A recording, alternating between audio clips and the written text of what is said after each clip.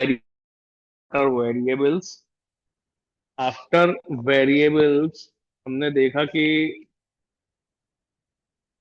Identifiers क्या होते हैं, what are identifiers and what are variables.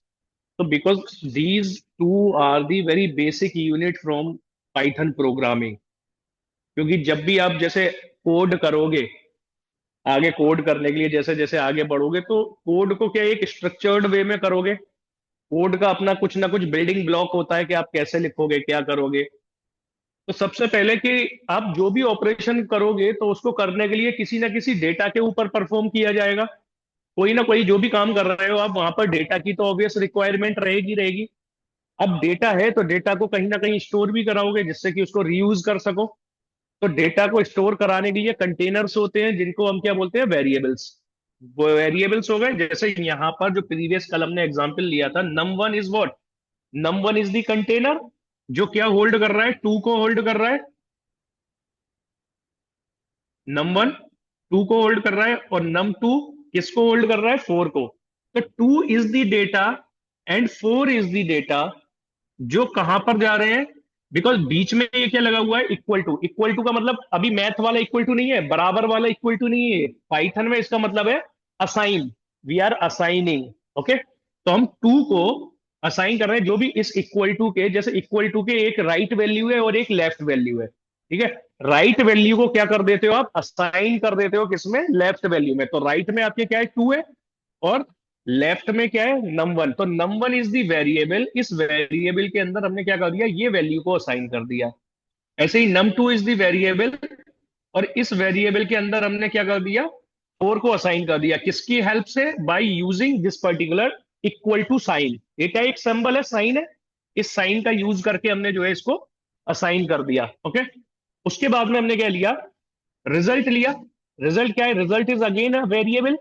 एक वेरिएबल है, एक कंटेनर है जिसके अंदर हम क्या चाह रहे हैं, ए प्लस बी या नंबर 1 प्लस नंबर 2, इन दोनों का जो रिजल्ट आए, इन दोनों को सम करके जो भी आउटपुट आए वो किसके अंदर स्टोर हो जाए, रिजल्ट के अंदर स्टोर हो जाए। ठीक है, रिजल्ट के अंदर हमने स्टोर करा लिया। फिर उसके बाद में प्रिंट। प्रिंट क्या करता है, प्रिंट क्या है, एक बिल्ट इन फंक्शन है। प्रिंट क्या है, एक बिल्ट इन फंक्शन है। बिल्ट इन फंक्शन जो पाइथन ने हमें प्रोवाइड किया है। ठीक है, बिल्ट इन फंक्शंस वो हो गए जो हमें पाइथन ने प्रोवाइड किए हैं, उनकी स्पेशल कुछ फंक्शनैलिटी है, हम उससे बेनिफिट लेते रहेंगे। तो प्रिंट का क्या है, जो इसका नाम आ रहा है प्रिंट, तो कोई भी चीज इसके अंदर जो मैसेज डालोगे, जो वेरिएबल डालोगे, तो वो क्या करेगा, आपके कंसोल पे प्रिंट करा देगा। एग्जैक्टली बिल्कुल वैसे ही प्रिंट करा देगा। तो हमने देखो यहां पर क्या किया, एक मैसेज ले लिया। मैसेज जब कभी भी आप लोगे वो किस में लोगे, डबल कोट के अंदर या सिंगल कोट के अंदर, जो एज इट इज आपको अपने कंसोल पे चाहिए। तो सम इक्वल टू, मुझे ये एज इट इज चाहिए, तो प्रिंट के अंदर मैंने ये एज इट इज ले लिया। प्लस इस रिजल्ट के अंदर जो भी डेटा वैल्यू है, इस रिजल्ट के अंदर जो भी डेटा है वो चाहिए। तो दो चीज चाहिए मुझे, एक मैसेज चाहिए एज इट इज, प्लस क्या चाहिए, एक वेरिएबल है, उस वेरिएबल के अंदर कुछ डेटा है, वो डेटा चाहिए। दोनों एक ही जगह चाहिए, एक ही प्रिंट स्टेटमेंट। तो दो अलग अलग चीज हो गई। तो दोनों को करने के लिए सेपरेट मैंने कॉमा से कर दिया। पहले मैसेज ले लिया, ठीक है, फिर कॉमा लगा के ये रिजल्ट ले लिया। रिजल्ट के अंदर क्या है, इन दोनों का आउटपुट है, नंबर 1 प्लस नंबर 2, ये दोनों है। इन दोनों को जैसे ही मैंने किया, तो प्रिंट का काम तो है, प्रिंट के अंदर जो भी कुछ होगा उसको डिस्प्ले करा देना। तो प्रिंट ने क्या किया, सम इक्वल टू जो मैंने मैसेज दिया था वो एज इट इज। देखो प्रिंट के अंदर मैं प्रिंट को यूज कर रहा हूँ, प्रिंट का काम है डिस्प्ले कराना। प्रिंट के अंदर मैंने एक मैसेज ले लिया, हेलो, इसको रन कर दिया। तो ये क्या करेगा, जो मैसेज लिया है वो एज इट इज करा देगा। प्रिंट के अंदर मैं एक वेरिएबल ले लेता हूं। प्रिंट वेरिएबल क्या है मेरा, इनमें से कोई भी एक ले ले रहा हूं। num1 ले ले रहा हूं, num1 भी एक वेरिएबल है। num1 के अंदर क्या है, टू है। तो वेरिएबल को प्रिंट करा लिया num1। तो इसने क्या रिटर्न करके दे दिया, इसको रन नहीं किया था, तो इसने क्या रिटर्न करके दे दिया, टू रिटर्न करके दे दिया। क्योंकि num1 के अंदर टू है, ये मैसेज है। जब भी आप कोई भी मैसेज प्रिंट के अंदर प्रिंट कराना चाहोगे, डिस्प्ले कराना चाहोगे, उसको किस पे दोगे, सिंगल कोट या डबल कोट का यूज करके। और वेरिएबल है, वेरिएबल को तो आप डायरेक्टली उसका नाम पास कर दोगे। अब इन दोनों के कॉम्बिनेशन से दोनों चीज आ जाए, तो दोनों चीज मिला के आप क्या कर दोगे, हेलो, कॉमा लगा के मान लो मैं num1 कर देता हूं। तो दो चीज हो गई एक ही जगह। तो उसने क्या कर दिया, हेलो भी दे दिया और जो कॉमा के बाद इसकी टू की वैल्यू थी वो भी दे दिया, तो क्या हो गया, हेलो टू। ठीक है, तो सेम यही काम हमने यहां पर किया है, एक मैसेज दे दिया, कॉमा लगा के, रिजल्ट नाम का वेरिएबल था, रिजल्ट के अंदर क्या था, number one plus number two का रिजल्ट, वो यहां पर आ गया। ठीक है, तो एक छोटे से कोड में हमने क्या किया, स्ट्रक्चर्ड वे में जब हमने किया, नंबर वन, नंबर टू, एक रिजल्ट लिया जिसके अंदर हमने number one plus number two कर दिया, और उन दोनों को जो है आउटपुट प्रिंट करा दिया। ठीक है, कोई दिक्कत किसी को यहां तक? अगर मैं बोलूं कि आपको अपना नाम प्रिंट कराना है एक वेरिएबल में स्टोर करा के, तो कैसे करोगे? एक वेरिएबल लेना है जिसमें आपको अपना नाम जो है प्रिंट कराना है। एक वेरिएबल लेना है जिसमें आपको अपना नाम प्रिंट कराना है। एक वेरिएबल में अपना नाम लेके उस वेरिएबल को प्रिंट कराना है, तो कैसे लोगे? जैसे आप, मैंने बोला एक वेरिएबल लेना है, तो वेरिएबल के कल आइडेंटिफायर के रूल देख लिए थे कि वो नंबर से स्टार्ट नहीं हो सकता, डिजिट से स्टार्ट नहीं हो सकता, लोअर केस अपर केस से हो सकता है, कोई स्पेशल करेक्टर नहीं होगा। तो मैं बोल रहा हूँ कि नेम लेना है आपको अपना, तो क्या करोगे, एक वेरिएबल में एन एम ई नाम, नेम नाम का एक वेरिएबल क्रिएट कर लोगे। ठीक है, इक्वल टू लगा के, आप अगर टेक्स्ट डेटा है तो हमेशा सिंगल कोट या डबल कोट के अंदर लिखोगे, डबल कोट मैंने ले लिया।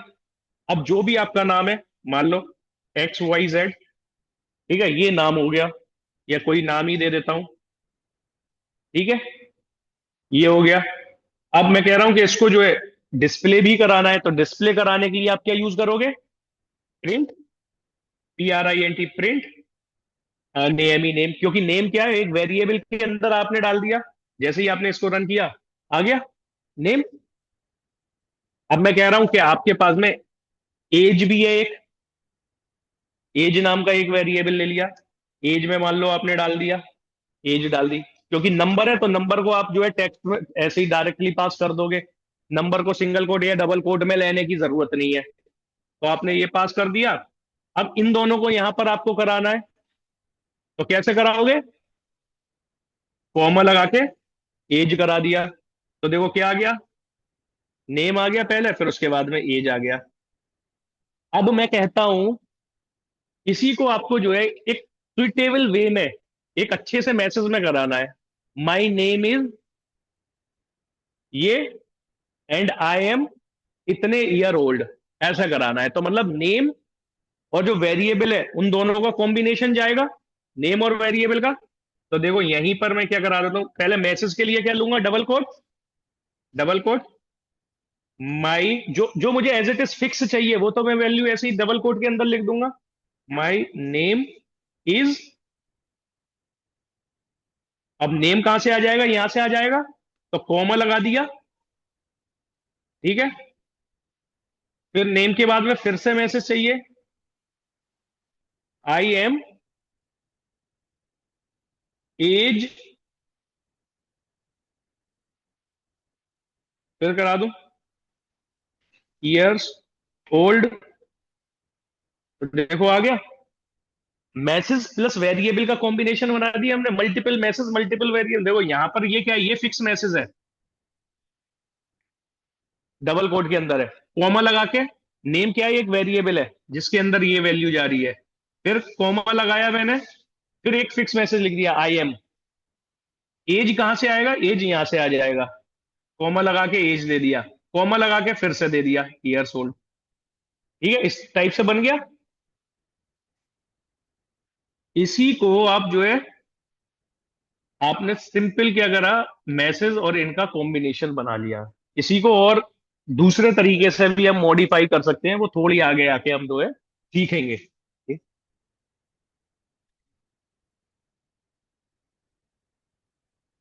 तो पहले एज आएगा,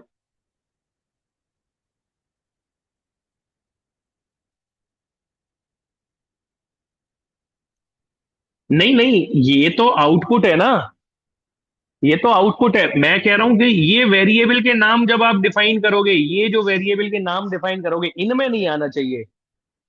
जैसे मान लो एक आपका नाम है कुछ, ठीक है, अब आपके नाम में जो है कुछ ऐसे वर्ड हैं जो आपके नाम में पीछे लग सकते हैं, जैसे मान लो सरनेम जो है पीछे आ सकता है, सरनेम आगे नहीं आना चाहिए। मैं ये बोल देता हूँ कि सरनेम आगे नहीं आना चाहिए किसी भी हाल में, वो रूल के खिलाफ है।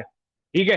तो सेम वही कहानी हो गई कि जब आप यहाँ पर, जैसे ये हम यहाँ पर वेरिएबल दे रहे हैं, जैसे मैं वन नेम कर देता हूँ, one name is equal to जो भी है XYZ। अब ये क्या है, ये गड़बड़ है, क्योंकि वन नेम, वेरिएबल के नेम जब भी आप डिफाइन करोगे वो नंबर से, डिजिट से स्टार्ट नहीं होना चाहिए। अब मैं यहां पर नेम वन कर दूं तो ये पॉसिबल है। अब आप इसको यहां पर ले गए कि जब मैंने प्रिंट में एज में पहले दे देता हूं और नेम में, ये तो आउटपुट है ना। आउटपुट तो हम किसी को भी आगे पीछे कैसे भी करा सकते हैं, ये तो आउटपुट है। तो आउटपुट तो जैसे मेरी मर्जी होगी, जैसे आपकी मर्जी होगी अपना आउटपुट डिस्प्ले कराना, आप उसी वे में कराओगे ना।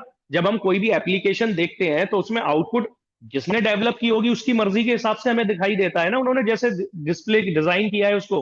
तो ऐसे ही आउटपुट हम जिस वे में शो कराना चाहते हैं वो तो हमारे ऊपर है। तो वो क्या था, वेरिएबल का नेम था। वेरिएबल के नेम में वो रूल अप्लाई होता है कि आप डिजिट से वेरिएबल का नेम स्टार्ट नहीं कर सकते, मतलब कंटेनर का नाम जो है। ठीक है। तो ये आपके एक छोटा सा प्रोग्राम आपने बना लिया, जिसमें आपने क्या किया, स्ट्रिंग को थोड़ा सा मॉडिफिकेशन भी कर लिया स्ट्रिंग में। ठीक है। जिसमें नेम, स्ट्रिंग में बेसिकली मॉडिफिकेशन क्या किया, स्ट्रिंग को वेरिएबल के साथ में कंबाइन कर दिया। स्ट्रिंग में कोई मॉडिफिकेशन नहीं किया, क्योंकि स्ट्रिंग तो ये रही हमारी। ठीक है। इसके साथ में कंबाइंड वेरिएबल कर दिया, फिर एक स्ट्रिंग हमने ले ली, उसके साथ में फिर कंबाइंड वेरिएबल कर दिया, फिर लास्ट में एक स्ट्रिंग ले ली।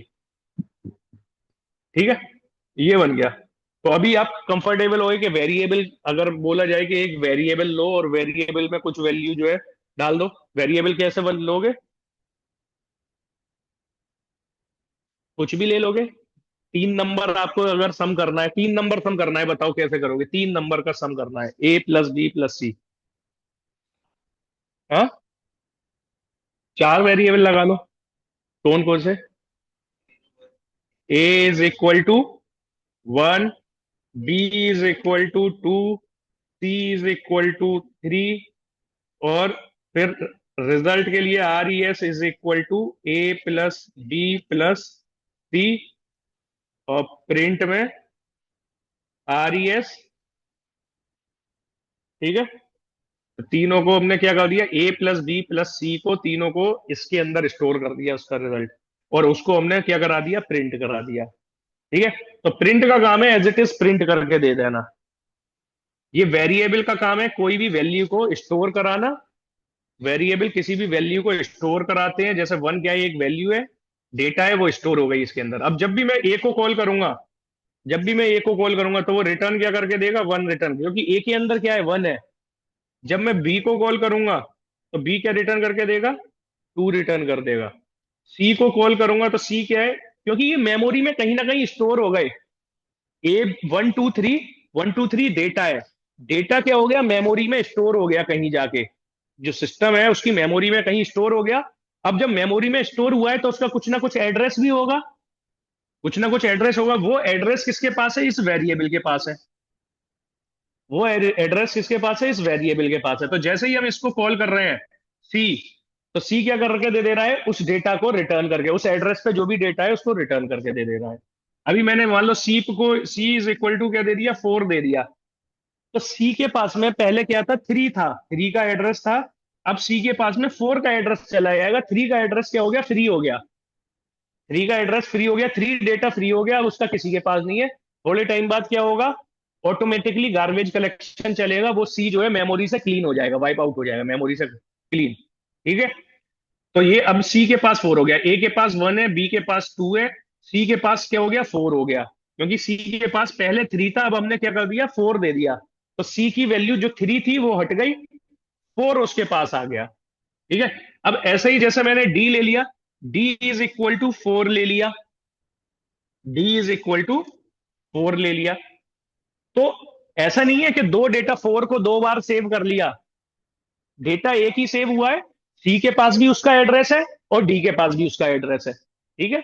इस टाइप से जो है इंटरनली ये मेमोरी मैनेजमेंट होता है, क्योंकि अगर वो हर चीज हर एक के लिए अलग अलग मेमोरी करेगा तो फिर तो बहुत मेमोरी की रिक्वायर्ड हो जाएगी। तो क्या होता है, डेटा एक ही जगह है, उसका एड्रेस जो है शेयर हो गया मल्टीपल वेरिएबल्स के साथ में। तो आपने वेरिएबल्स देख लिया, आइडेंटिफायर्स देख लिया, कीवर्ड्स क्या थे? कीवर्ड्स,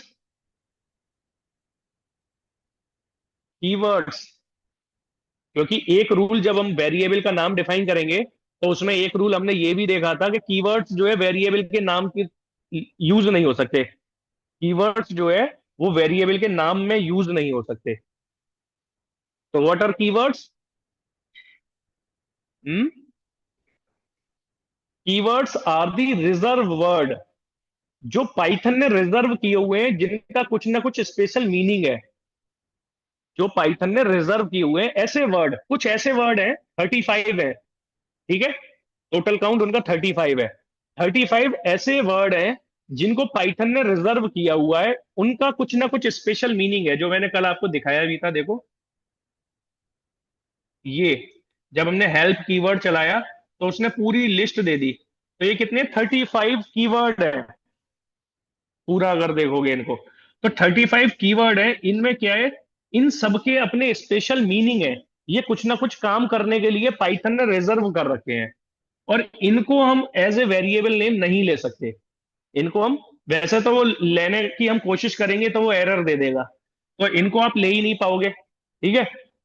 तो आपको ट्राई भी नहीं करना चाहिए, क्योंकि कीवर्ड क्या है, keyword are the reserve word जिनका अपना कुछ स्पेशल मीनिंग है, और वो अपने उस मीनिंग के लिए, जैसे फॉल्स, ये बुलियन वैल्यू है, बुलियन फॉल्स। किसी का आउटपुट जैसे ये नहीं है तो वो क्या आएगा, फॉल्स हो जाएगा। जैसे अगर वो कंडीशन ट्रू नहीं है तो क्या है, फॉल्स है, ठीक है। ऐसे ही नन, जब कोई वैल्यू नहीं है तो वो नन है। एक मैंने वेरिएबल बना लिया, उसके अंदर कुछ नहीं डाला तो वो क्या है, नन है, ठीक है। ट्रू, कंडीशन है ये भी, कंडीशन अगर सेटिस्फाई हो गई तो वो क्या है, ट्रू है। तो इनके सबके अपने मीनिंग है। जैसे क्लास, क्लास बनाने के लिए जब आप थोड़ा एडवांस पे जाओगे तो क्लास यूज करोगे ये कीवर्ड। अभी थोड़े कुछ क्लास बाद आप जो है इस कीवर्ड को यूज कर लोगे, इफ को यूज कर लोगे, इनको यूज करोगे, इज को यूज करोगे, लैम्डा को यूज करोगे, नॉन लोकल को यूज करोगे, नॉट को भी यूज करोगे। तो इन सब को कहीं ना कहीं आप यूज करोगे, और इन सब के अपने स्पेशल मीनिंग है, जो धीरे धीरे आप बढ़ोगे तो आपको पता चलता जाए कि हाँ ये कीवर्ड हम यूज कर रहे हैं। ओके। तो कीवर्ड्स क्या है, keywords are the reserve word जिनको आप यूज नहीं कर सकते एज ए वेरिएबल नेम। आप उनको जब भी यूज करोगे जब उसकी रिक्वायरमेंट है, जब कुछ काम करने की आपको रिक्वायरमेंट है, उसका यूज करने की है, तो आप उसको यूज करोगे, उसकी फंक्शनैलिटी परफॉर्म हो जाएगी, बस काम खत्म। उसको वेरिएबल नेम, कंटेनर का नेम नहीं बनाओगे, ठीक है। तो आपने अभी तक क्या क्या देख लिया, देखो। अगर वेरिएबल्स, सबसे बेसिक यूनिट आपके पास में, आइडेंटिफायर्स,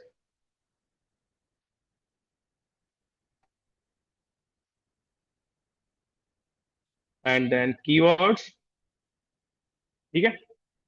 अब इससे पहले जैसे उसमें कौन कौन से करेक्टर सेट आ जाते हैं, कि करेक्टर सेट क्या हो गए। करेक्टर सेट क्या है, कि जो भी आप पाइथन में यूज कर रहे हो, A to Z तक यूज कर रहे हो, 0 to 1 तक यूज कर रहे हो, 0 से 9 तक यूज कर रहे हो, स्पेशल करेक्टर यूज कर रहे हो, तो पाइथन में जो जो आप यूज कर सकते हो वो सब करेक्टर सेट ही है, ठीक है। तो उनका कोई इतना बड़ा वो मीनिंग नहीं है, बट ये these are the important thing जो आपको जो है इनको समझना चाहिए, इन चीजों को, वेरिएबल्स, आइडेंटिफायर्स, कीवर्ड्स, ठीक है। अब नेक्स्ट इसके बाद में लेते हैं हम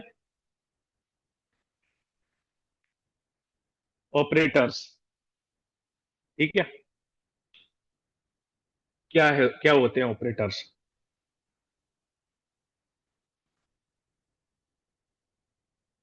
आज तो किसी की पहली क्लास है नहीं, आपकी दोनों की पहली क्लास है। तो ये बिल्कुल बेसिक यूनिट थी, वेरिएबल्स। वेरिएबल्स समझ आया, वेरिएबल्स, कीवर्ड्स, रिजर्व वर्ड और प्रिंट स्टेटमेंट, ठीक है। इससे पहले मतलब क्या किया था हमने, अगर आप एक दो वीडियो देख लोगे तो पाइथन को आप यूज कैसे करोगे, पाइथन को इंस्टॉल कैसे करोगे। इंस्टॉल है आपके लैपटॉप में पाइथन, जुपिटर नोटबुक इंस्टॉल है? हाँ, तो फिर कोई प्रॉब्लम नहीं है, फिर तो यहीं से शुरू हो रहे हैं। अगर नहीं इंस्टॉल है, जिसके में, जैसे आपके में नहीं है इंस्टॉल, तो आप जो है एक वीडियो देख लेना कल का, ठीक है? कुछ समझना है, कुछ डाउट आए तो मेरे पास आ जाना, ठीक है? कैसे इंस्टॉल करना है पाइथन को, और यूज यहीं से शुरू होगा। जो आज हम पढ़ रहे हैं ना वेरिएबल, यहीं से उसका यूज शुरू होगा। क्लासरूम, गूगल क्लासरूम का जो कोड दिया था वहीं पर है। तो जो लोग के पास कोड नहीं है तो वो आज मैं फिर से शेयर कर दूंगा, वो कोड ले लेना, वहां पर वीडियोस अवेलेबल है। ठीक है।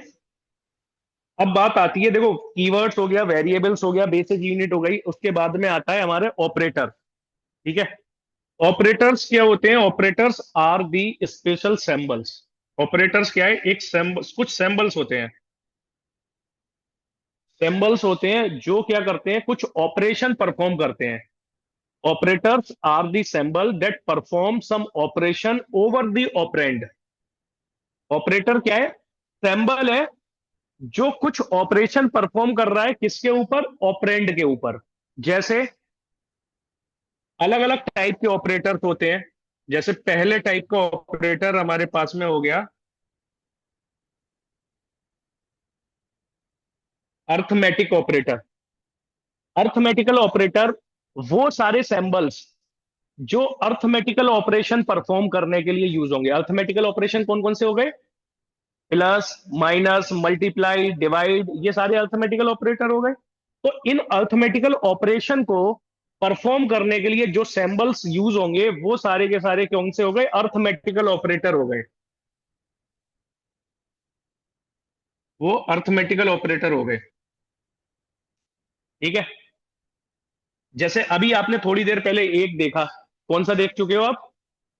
प्लस। तो दो नंबर को ऐड करने के लिए आपके पास में, नंबर को ऐड करने के लिए प्लस हो गया, अर्थमेटिकल ऑपरेशन परफॉर्म हो रहा था, समेशन प्लस कर रहे थे। माइनस के लिए माइनस हो गया, साइन है, ये भी सिंबल है। Plus is the symbol, minus is the symbol. Multiplication के लिए एस्ट्रिक हो गया, डिवाइड के लिए स्लैश हो गया। ठीक है। Plus, minus, multiply, divide. Python में कुछ और भी है। परसेंटेज का साइन होता है मॉडुलस ऑपरेटर। ठीक है। मॉडुलस का मतलब जो रिमाइंडर मिलेगा आपको, दो नंबर को आपने डिवाइड किया, नंबर अगर पूरा कंप्लीटली नहीं जाता है तो कुछ रिमाइंडर मिलता है हमें। जैसे 9 डिवाइडेड बाई 2 कर दूं मैं, तो 2 4 8 तो हो गया, एक बच गया, तो वो क्या हो गया? 1 इज द रिमाइंडर। तो वो हमें किससे मिलेगा? इस मॉडुलस ऑपरेटर से। कॉमा,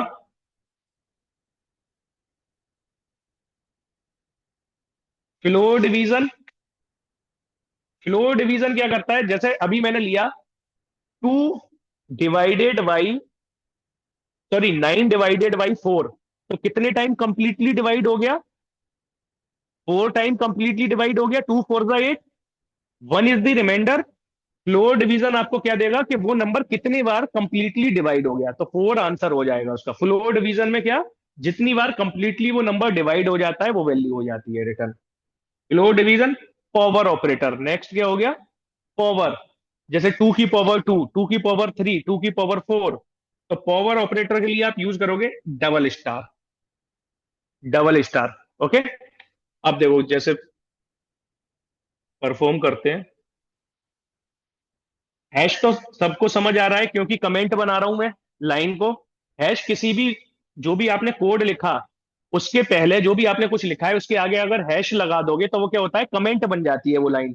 फिर पाइथन जब हम उसको कोड रन करेंगे तो पाइथन का कंपाइलर, इंटरप्रेटर उस लाइन को देखेगा नहीं, उस लाइन को इग्नोर कर देगा, जिससे कि हम कुछ ऐसी लाइन के आगे लिख देते हैं कि हमें एरर मिलने के चांसेस है कि ये एरर, या हम चाहते हैं उसे अभी रन नहीं करना हमें, तो उसके आगे हैश लगा देते हैं। तो पाइथन का कंपाइलर उसको जो है कंप्लीटली इग्नोर कर देगा, देखेगा ही नहीं उसे। ठीक है। अब एक नंबर है मेरे पास में 9, A is equal to 9, B is equal to 2। ठीक है, दो नंबर हो गए। ऑपरेशन, अर्थमेटिकल ऑपरेशन परफॉर्म कर लेते हैं। Print A divided by B, या चलो प्लस से शुरू करते हैं, ए प्लस बी क्या आना चाहिए? 11। ठीक है।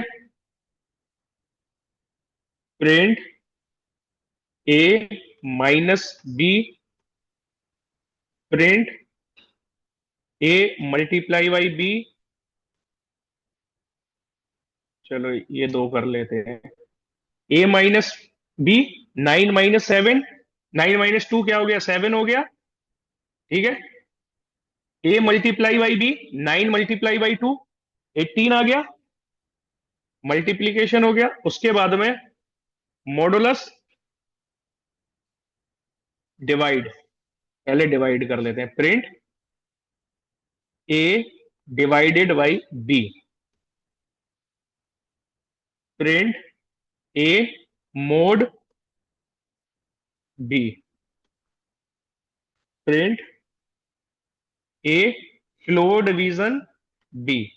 मैसेज भी लिख देता हूं जिससे को आपको समझने में।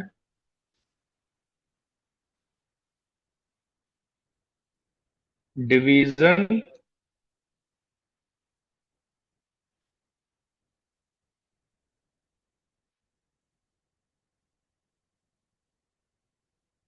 रिमाइंडर की स्पेलिंग क्या है, चलो जो भी है। और ये हो गया फ्लोर।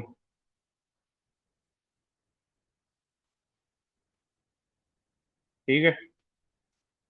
वो क्या आ गया, डिवीजन क्या आ गया, 4.5, क्योंकि 9 को आपने 2 से डिवाइड कर दिया तो 4.5 आएगा। रिमाइंडर क्या हो गया, क्योंकि 2 4 8, 1 बच गया तो रिमाइंडर में 1 आ गया। फ्लो डिवीजन में क्या आ गया, 4, क्योंकि 4 टाइम जो है कंप्लीटली डिवाइड हो गया। Flow division. उसके बाद में लास्ट आ जाता है क्या, प्रिंट पावर ऑपरेटर ए पावर बी, यानी 9 की पावर कितनी हो गई, 2, तो कितना आएगा, 81। अगर किसी की पावर आपको जैसे कोई कष्ट ऐसे लगानी है, ए की पावर 3 लगा दो, तो क्या हो गया, 9 × 9 = 81, 81 9 7 29। ठीक है। तो ये क्या थे, अर्थमेटिकल ऑपरेटर्स। ऑपरेटर्स क्या हो गए, आर दी सिंबल जो क्यों यूज होते हैं, कोई ऑपरेशन परफॉर्म करने के लिए यूज होते हैं ऑपरेंड के ऊपर। तो ऑपरेंड क्या है, ए और बी आर दी ऑपरेंड, और उनके ऊपर जो भी आप सिंबल यूज करोगे वो ऑपरेशन परफॉर्म हो जाएगा। जैसे प्लस किया तो अर्थमेटिकल ऑपरेशन हो गया, माइनस किया तो सब्ट्रैक्शन हो गया, मल्टीप्लीकेशन किया तो मल्टीप्लाई हो गया, एस्ट्रिक लगाया अगर आपने, अगर स्लैश लगाया तो डिवाइड हो गया, डबल स्लैश लगाया तो फ्लोर हो गया, परसेंटेज का साइन ले लिया तो रिमाइंडर आपको मिल गया, डबल एस्ट्रिक लगा दिया तो पावर हो गई, उसकी पावर चढ़ जाएगी। ठीक है। मतलब जो भी राइट में दोगे वो पावर किसके ऊपर चल जाएगी, लेफ्ट वाले के ऊपर। हाँ, रिमाइंडर ये वाला जब हमने परसेंटेज साइन लिया, देखो 5%, 2, 5 mod 2। ठीक है। अब 2 × 2 = 4, बचेगा कितना, एक बचेगा, वो रिमाइंडर है, 1 आ गया। तो जो डिवाइड करने के बाद, जैसे हम कंप्लीटली डिवाइड देंगे, जैसे एक्चुअल जब हम डिवाइड करेंगे तो क्या 2.5 आ जाएगा, 2.5 आ जाएगा। बट 2 बार वो कंप्लीटली डिवाइड हो गया, 2 × 2 = 4, बचा कितना, एक बच गया, 1। तो जब हम परसेंटेज का साइन लगाएंगे तो वो क्या देगा, हमें रिमाइंडर दे देगा बचा हुआ। तो क्या बच रहा है, कंप्लीट डिवाइड होने के बाद क्या बच रहा है, तो 2 × 2 = 4, बच कितना गया, एक। तो कितने टाइम कंप्लीट डिवाइड हो गया, तो हम उसको फ्लोर ऑपरेटर, फ्लोर ऑपरेटर क्या करेगा, कितने जितने टाइम वो कंप्लीटली डिवाइड हो गया होगा वो दे देगा। जैसे 2 × 2 = 4 और बचा कितना, 1, तो वो रिमाइंडर में आ गया। और 2 जो कंप्लीटली डिवाइड हो गया वो किस में आ गया, फ्लोर डिवीजन में आ गया। ठीक है। परसेंटेज निकालने के लिए जो फॉर्मूला होता है वो फॉर्मूला ही लगेगा, वो उसके लिए कोई ऑपरेटर ऐसा कोई मेथड नहीं है। जो परसेंटेज का फॉर्मूला है, जो मैथमेटिकल आप एक्सप्रेशन लिखोगे वो वैसे ही जाएगा। ठीक है। देखो इसमें क्या है, ये सारे के सारे सैंबल है ऑपरेशन परफॉर्म करने के लिए। जैसे अब परसेंटेज निकालने के लिए आपको दो से ज्यादा ऑपरेटर की रिक्वायरमेंट लग जाएगी, जैसे वहां पर डिवाइड भी करना होगा आपको, मल्टीप्लाई भी करना होगा। ठीक है। ऐसा ही जैसे एक पूरा एक्सप्रेशन लिख सकते हो, जैसे आप आपके पास में पूरा एक्सप्रेशन कुछ लिखना है आपको, ए प्लस बी मल्टीप्लाई बाई ए, उसके रिजल्ट पे जो है पावर आ जाए 2 की। तो ये क्या हो गया, पूरा एक्सप्रेशन आपने लिख दिया कि हम जो है ये एक्सप्रेशन पहले। अब ये क्या बिल्कुल बॉड मास वाला रूल फॉलो करेगा।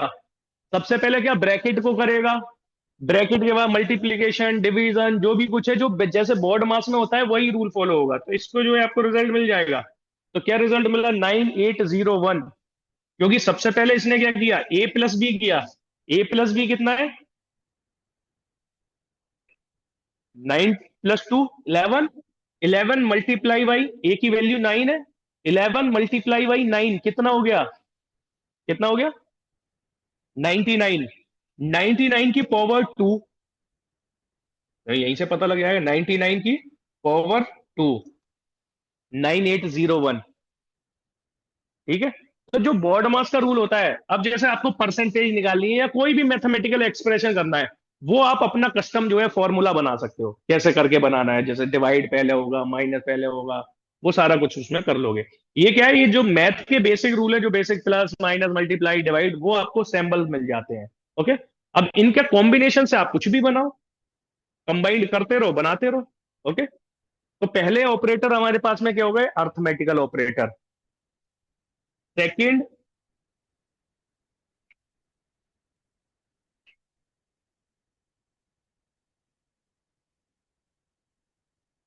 Assignment,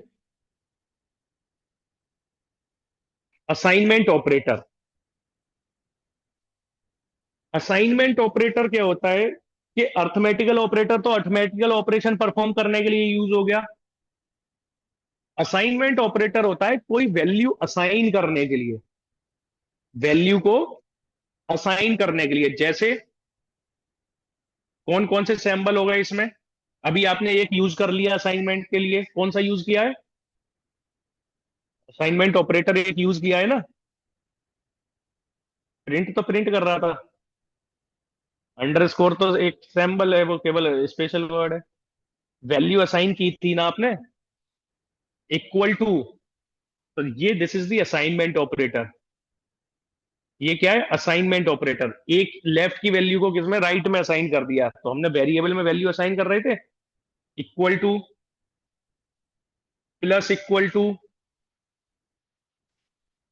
minus equal to, multiply equal to, divide equal to, floor division equal to. तो ये जितने भी अर्थमेटिकल ऑपरेटर है उसके साथ में बना लिया। असल में आपके पास में अर्थमेटिकल असाइनमेंट ऑपरेटर क्या कौन सा है, मेन, एक, इक्वल टू। अब ये क्या कर रहा है, जैसे ए इक्वल टू 10, तो 10 को किस में असाइन कर दिया इसने, ए में असाइन कर दिया, 10 को इसने ए में असाइन कर दिया।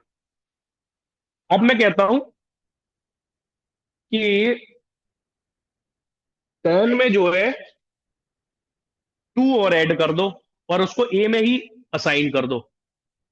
10 में 2 ऐड कर दो और उसको ए में ही असाइन कर दो, तो आप कैसे लिखोगे, ए इक्वल टू, ए की वैल्यू 10 है,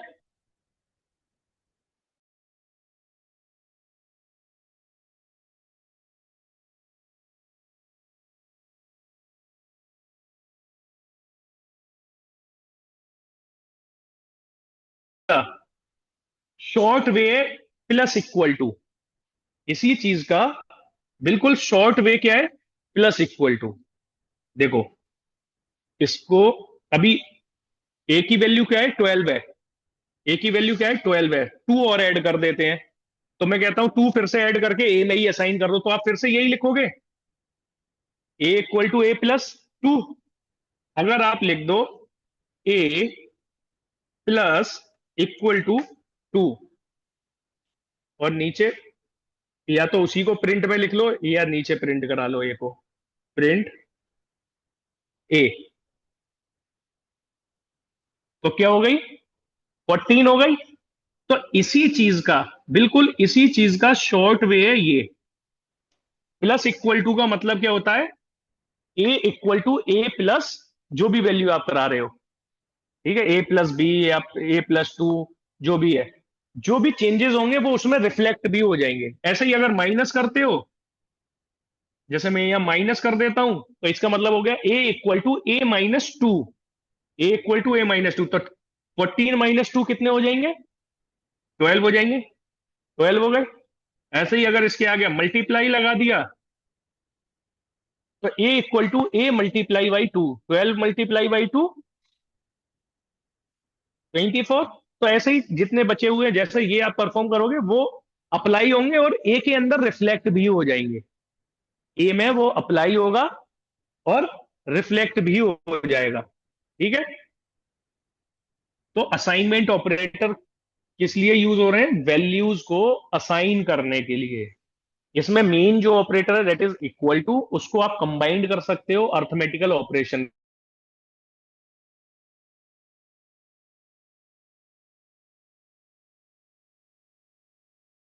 कंबाइंड कर सकते हो, जिसका मीनिंग क्या हो जाएगा? A equal to A plus B, A equal to A minus B, A equal to A multiply by B, जो भी वैल्यू आप उसमें दे रहे हो, प्लस के बाद में दे रहे हो उसके साथ में। ओके।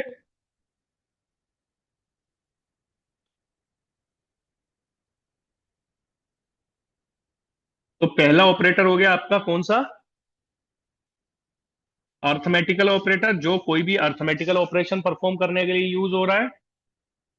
दूसरा ऑपरेटर हो गया आपका असाइनमेंट ऑपरेटर, जो वैल्यू को असाइन करने के लिए आप यूज कर रहे हो।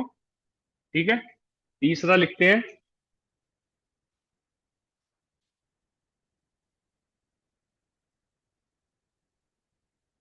इनमें कोई ऑर्डर नहीं है। पहले नंबर पे मैं कोई सा भी बता सकता था, दूसरे पे कोई सा भी बता सकता है। ऐसा नहीं है कि ये ऑर्डर में ही फॉलो कर रहा हूं मैं। सबसे पहले अर्थमेटिकल आएगा, फिर उसके बाद में ये आएगा, ये कोई ऑर्डर नहीं है। आप कोई सा भी कर सकते हो, ये सब सब इंडिपेंडेंट है एक दूसरे से। ठीक है। Comparison, comparison operators, comparison operator जो इसके नाम में आपको लग रहा है कि दो वैल्यू को कंपेयर करने के लिए, कि ए और बी बराबर हैं या नहीं है। तो बराबर के लिए अभी तक हम क्या यूज कर रहे थे? इक्वल टू यूज कर दे रहे थे। जैसे हम बचपन से क्या देखा कि 2 = 2, तो अगर वो दोनों बराबर है, यही तो होता था। 2 = 2, हम कैसे कर रहे हैं? 2 = 2, तो इसका मतलब क्या है? ये दोनों बराबर है। बट यहां पर तो कुछ और हो गया। अगर हमने सिंगल इक्वल टू लिया तो ये क्या हो गया? ये असाइन हो गया इधर, ये तो असाइन हो गया। जैसे मैं यहां पर लिख देता हूं A = 2, तो हम क्या देखेंगे कि ए जो है, ए में असाइन हो गया 2 को। ए 2 के बराबर नहीं है। अगर आप देखना चाह रहे हो ए 2 के बराबर है, तो आप यूज करोगे double equal to. Equal to के लिए आप कौन सा यूज करोगे? Double equal to. तो यहां पर देखो कंपैरिजन में कौन कौन से होंगे? दोनों चीजें एग्जैक्टली बराबर है, उसके लिए double equal to. Greater than के लिए ग्रेटर देन का साइन आ गया। लेस देन के लिए लेस देन का साइन आ गया। ग्रेटर देन इक्वल टू आ गया। लेस देन इक्वल टू आ गया। कौन सा रह गया? नॉट इक्वल टू रह गया। Not equal to. ठीक है। तो ये सैंबल है equal to, greater than, less than, greater than equal to, not equal to, less than equal to, ये सारे सिंबल्स हैं। तो अब इनको परफॉर्म करेंगे। ए इक्वल टू बी, क्या ए और बी बराबर है? बराबर है। क्यों? ए में 24 है और बी में क्या है? 2 है। और हम यहां पर